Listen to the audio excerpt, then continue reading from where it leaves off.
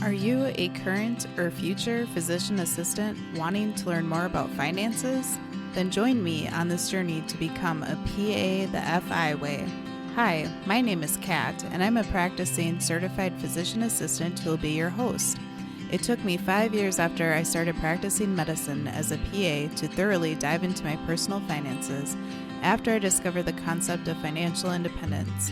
I want to use what I have learned to help you avoid some of the financial mistakes that I have made while sharing some of the financial wins that I have had along the way. Join me as we discuss financial strategies to guide you to becoming a physician assistant on the way to financial independence.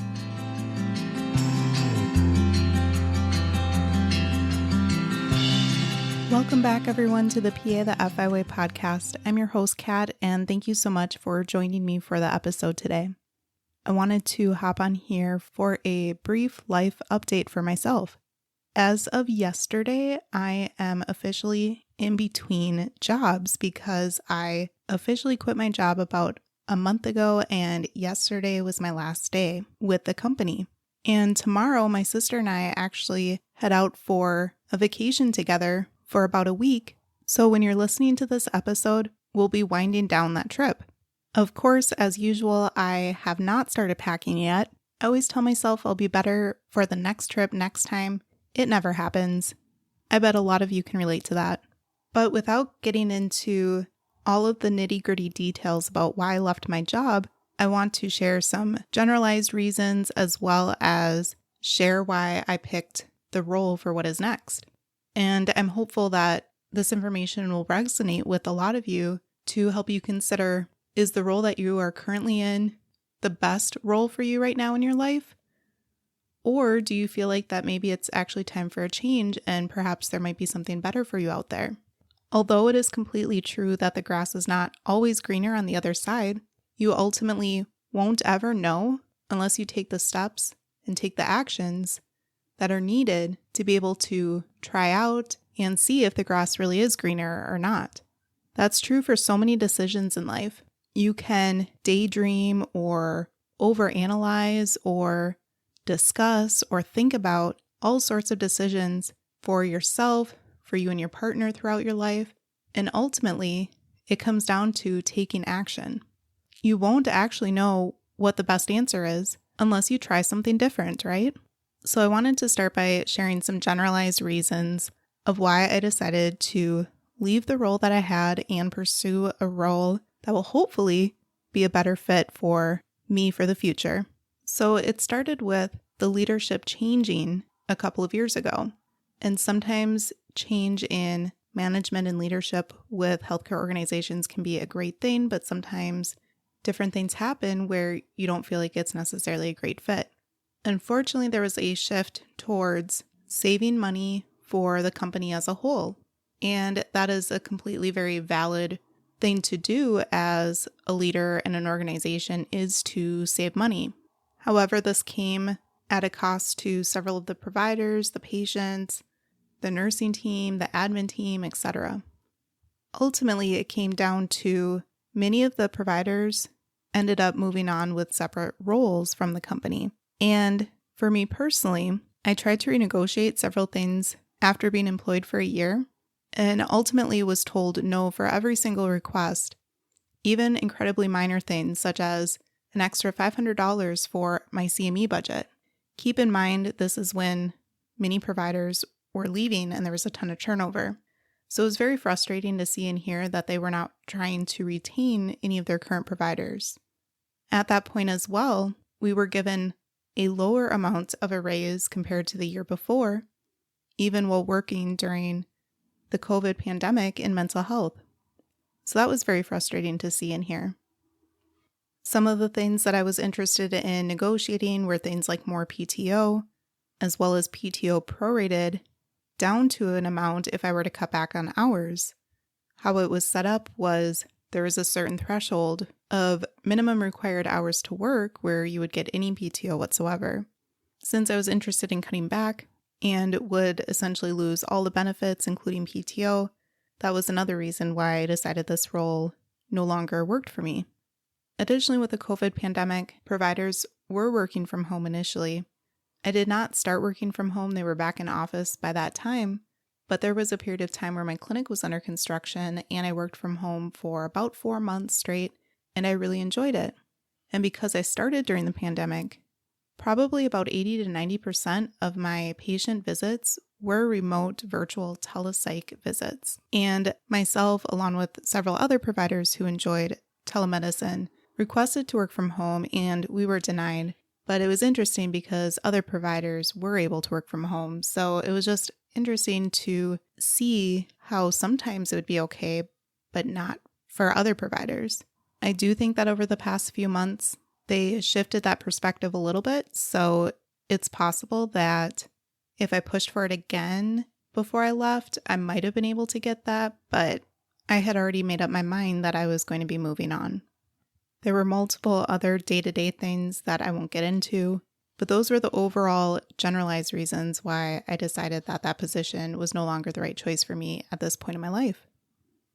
So because I enjoy telepsychiatry as a PA a lot right now at this point in my life, I decided to search for those types of roles. And interestingly enough, there are a ton of positions posted for psychiatric nurse practitioners out there on job search websites like Indeed and Glassdoor and those types of things. So I certainly applied to many of those positions, but many of them truly did not want PAs because they did not want to have to deal with the requirement of having to need a supervising physician in many states. So as per usual, the job search took a while. Keep in mind, though, I have been practicing as a PA now for over 8 years. So I recognize that I am incredibly picky when it comes to changing jobs. As a new grad, or if I were in a position where it was absolutely awful to work in, maybe a toxic work environment or a horrible relationship with your colleagues or the doc that you work with or things like that, you might want to get out a whole lot more quickly than I did. But both times when I transitioned from family medicine into psychiatry and now from my previous psychiatry role into my next role, I would say that it took me a solid 6 months each time of being picky, job searching, interviewing several times, sometimes negotiating after the interviews, etc., to try to find a role that would seem like a good fit. And if you are in a place of burnout or you are not in a financially sound place, 6 months of job searching can seem like an eternity. So it is really important that you have your finances under control so that you have the luxury to be able to either cut back on hours or perhaps even take some time off while you are job searching. So I want to share how I ended up finding the job that will be my next role.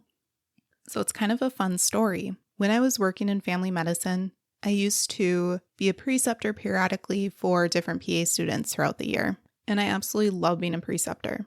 So I know you're not supposed to have favorites. I'm sure it's like your children, but one of the students that I had was truthfully one of my favorites.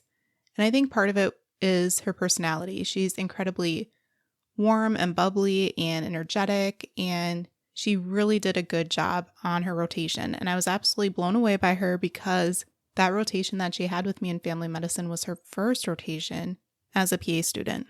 Fast forward a few years later, she ended up working in outpatient psychiatry as her first job out of PA school. And I ended up working for that company. That's the company that I just left recently. And for the first clinic that I worked at there, she actually worked at that clinic too. So we got to work as colleagues side by side, which was really fun. I really loved how it came full circle. Well, she was one of the providers that was also looking for a change and was job searching. She had found a local clinic that was interested in hiring a provider as a medication prescriber. And this clinic is a therapy clinic primarily. So she ended up interviewing with this clinic and she listed me as a reference for her. The owner of the clinic actually reached out to me to have a phone call to discuss my colleague as a potential candidate for the position. And while the owner was describing the clinic and our chat on the phone, I could tell that it seemed like a really interesting and collaborative and more of a well-rounded approach of a place to work at. And as my colleague had mentioned, The owner sounded very warm and kind on the phone as well. And I thought, wow, that sounds like a really nice place to work at. So I talked very highly of my colleague / former PA student and ultimately said that anybody would be lucky to have her as a PA working for them. Fast forward, she decided not to proceed with the role, and it sounded like that it was because of a lot of question marks, things like needing a supervising physician to be set up in a role and they didn't quite have one yet, and things like that. I kept job searching and interviewing, and my colleague texted me and said, hey, have you followed up with the clinic owner to see if she has hired anyone else for the role? Because maybe you want to work there. So I reached out, and the rest is history. I am able to work remotely from my home practicing telepsychiatry, and I'm really looking forward to this flexibility. My husband and I still have a big question mark about whether or not we're going to potentially move in the next several months or not. So having a remote position definitely opens up a lot of options for that. I've talked in the past about other different benefits about telemedicine, and I won't go into all those details again. But another interesting thing about this role is that it is set up that I will be an independent contractor for the company. And I have been compensated as a PA pretty much all the ways that you can be besides this way. So I have been paid a salary. I have been transitioned over to a straight RVU model based on production, and I have been paid hourly. So this is going to be a 1099 independent contractor position, and some of those positions you are paid hourly or things like that too. But this role is going to be a straight percentage of collections, which is a way that I've never been compensated before. So because of this model and setup, there have been a ton of things that we have had to discuss and organize and set up that are certainly a lot more of a headache compared to W-2 positions. For example, I've had to create my own LLC for my business entity. I'm in the process of applying for my own malpractice. I'll have to set up my own other benefits as well, etc. And I plan on creating a whole podcast episode on that, about going from a W-2 position to a 1099 position as an independent contractor. And that episode will come out in the future because I still haven't ironed out all of those details yet. There's still a lot of things to get set up before my targeted start date. And again, I want to highlight and emphasize that this would not have been possible if my husband and I were living paycheck to paycheck, right? It would be incredibly risky to do this if that were the case. So I really hope that you are continuing to take a deep dive into personal finance and the financial independence concept so that you are able to be set up for opportunities throughout your life where you feel like that you may need to make a change and going from a role that you don't feel like is the best fit to a role that will hopefully be better serving for you and the organization and your future patients in the future. I'm looking forward to a role with hopefully more collaboration, more autonomy, more flexibility, and I hope that you either have that or that you are able to find that soon for you in your life as well. Thank you so much for taking a listen to another episode of the PA the FI Way podcast to help you on your journey to financial independence. If you have enjoyed episodes of this podcast, it would mean so much to me if you were to leave a written review about what you enjoyed about the podcast. Additionally, if financial independence is a newer concept for you, I would like to point you to the link in the show notes for a free downloadable guide called the PA the FI Way Beginner's Workbook to help guide you with some of the basic concepts of financial independence as well. Thanks again, and I'll see you back here soon.